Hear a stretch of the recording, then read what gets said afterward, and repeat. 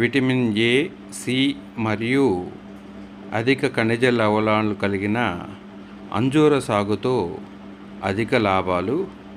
ముఖ్యంగా Diana, Poona red, brown Turkey వంటి అంజూర రకాలను 3 మీటర్లు ఇంటూ 3 మీటర్ల దూరంతో దాదాపుగా ఎకరానికి 440 మొక్కలు సాగు చేసుకున్నట్లయితే 9వ నెల నుంచి ఈ విధంగా కాయలు రావటం మొదలవుతుంది.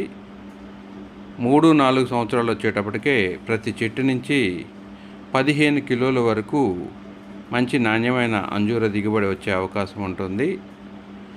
దిగుబడి బాగా వస్తే ఒక చెట్టు నుంచి 1500 నుంచి 2000 రూపాయల వరకు కూడా లాభం వచ్చే అవకాశం ఉంది.